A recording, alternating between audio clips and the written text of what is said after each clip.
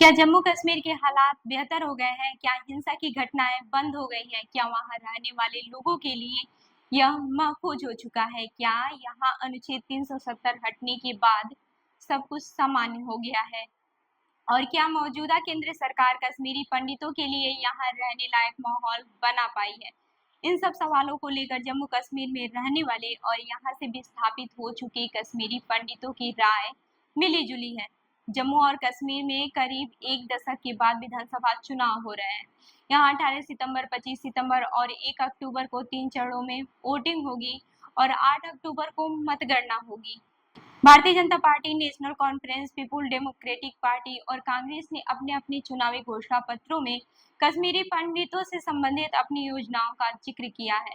लेकिन खुद कश्मीरी पंडित इस चुनाव को लेकर कितने उत्साहित हैं? क्या उन्हें किसी बदलाव की उम्मीद है?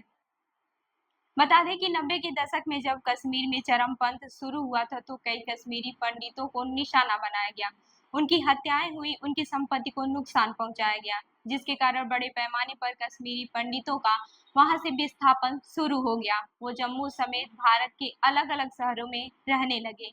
लेकिन कुछ कश्मीरी पंडित कश्मीर घाटी से कभी विस्थापित नहीं हुए। श्रीनगर में रहने वाले संजय टिक्कू भी उन्हीं में से एक हैं।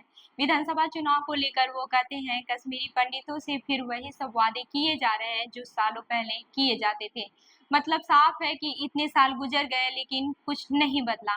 दरअसल 90 के दशक के बाद से आज तक कई सरकार ने घाटी विस्थापित पंडितों के पुनर्वास की बात की। इस दिशा में कुछ कदम भी उठाए गए हैं, लेकिन कई कश्मीरी पंडितों को लगता है कि ये कदम काफी नहीं है। साल 2010 में तत्कालीन मनमोहन सिंह की सरकार ने एक योजना के तहत विस्थापित कश्मीरी पंडितों के लिए सरकारी नौकरियों की स्कीम निकाली, जिसे प्रधानमंत्री पैकेज या पीएम पैकेज का नाम रखा गया। सरकारी आंकड़ों के मुताबिक इस योजना के तहत अभी तक कम से कम 6,000 विस्थापित कश्मीरी पंडितों को कश्मीर में सरकारी नौकरियां दी गई हैं। इस योजना के तहत जिन कश्मीरी पंडितों को सरकारी नौकरी दी गई है, उनके लिए कश्मीर के कई जिलों में रहने के लिए ट्रांसिट कैंपस बनाए गए हैं। पिछले 2 सालों में मोदी सरकार ने विस्थापित हो चुके कश्मीरी पंडितों को 2,000 से ज्यादा सरकारी नौकरियां देने का वादा किया। शिव शारदा कमेटी कश्मीर के संस्थापक रविंद्र पंडित को न तो इन क्षेत्रीय दलों से और न ही बीजेपी और कांग्रेस से कोई उम्मीद है। वो कहते हैं, किसी को कश्मीरी पंडितों के अधिकारों से कोई मतलब नहीं है। केंद्र सरकार ने हमें न तो राजनीतिक अधिकार दिए, न तो सामाजिक और न ही आर्थिक।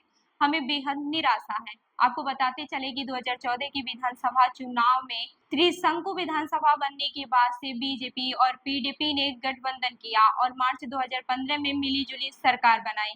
लेकिन जून 2018 में मतभेद के बाद ये गठबंधन टूट गया और जम्मू कश्मीर में एक बार फिर राज्यपाल शासन लागू कर दिया गया। साल 2019 में सरकार ने जम्मू कश्मीर को विशेष राज्य का दर्जा देने वाले संविधान के अनुच्छेद 370 को हटा दिया। सरकार ने दावा किया कि इससे क्षेत्र में शांति आएगी और चरमपंथ का खात्मा होगा। लेकिन उसके बाद से बड़े पैमाने पर कश्मीरी पंडितों, प्रवासी मजदूरों और गैर कश्मीरी कर्मचारियों की हत्याओं के मामले सामने आए।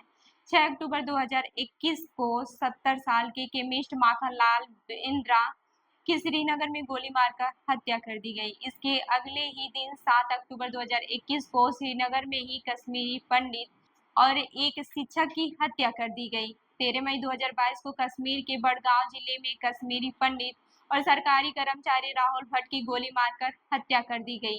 17 अगस्त 2022 शोपियां में सुशील कुमार नाम के कश्मीरी पंडित की गोली मारकर हत्या कर दी गई। 26 फरवरी 2023 दक्षिण कश्मीर के पुलवामा में कश्मीरी पंडित संजय शर्मा की उनके गांव में बाजार में गोली मारकर हत्या कर दी गई।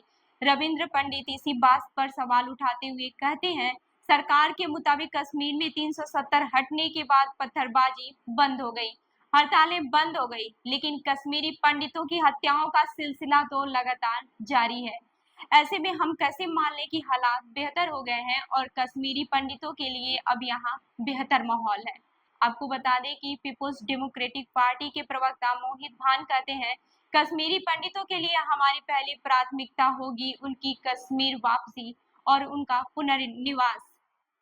वो कहते हैं, जो भी कश्मीरी पंडित वापस कश्मीर आना चाहते हैं, उन्हें हम 2 कमरों वाला फ्लैट मुहैया कराएंगे। बेघरों के लिए सरकार ने जो जमीनें देने की योजना बनाई है, उसके दायरे में हम कश्मीरी पंडितों को भी लाएंगे। जितने भी मंदिर हैं उनको हम मुफ्त बिजली देंगे। लेकिन कई कश्मीरी पंडितों ने उनकी पार्टी के घोषणा पत्र पर आपत्ति जताई है, क्योंकि उसमें अपसपा और पीएस से हटाने का भी जिक्र है। ये पूछने पर मोहित भान कहते हैं, जब घोषणा पत्र बनता है तो उसे उस क्षेत्र के पॉलिटिकल लैंडस्केप को देखते हुए बनाना पड़ता है। कश्मीरी लोगों के मुश्किलात और उनके मुद्दे देखने पड़ते हैं। लोकतंत्र में ये सब करना पड़ता है। वहीं नेशनल कॉन्फ्रेंस का भी कहना है कि वो कश्मीरी पंडितों का पुनर्वास और उनकी कश्मीर में वापसी चाहते हैं।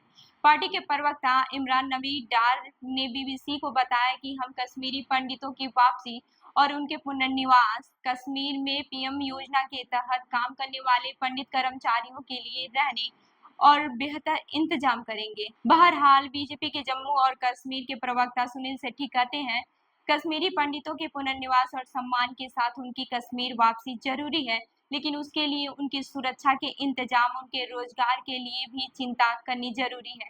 जो लोग वापस आते हैं उनके लिए कोई भी विशेष पैकेज होना चाहिए। हमारी योजना है कि हम उनके कारोबार के लिए उन्हें टैक्स फ्री लोन मुहैया कराएं। तो इस खबर पर क्या है आपकी राय, हमें जरूर बताएं। मैं हूं रूबी आपके साथ और आप देख रहे हैं जनदर्पण न्यूज। धन्यवाद।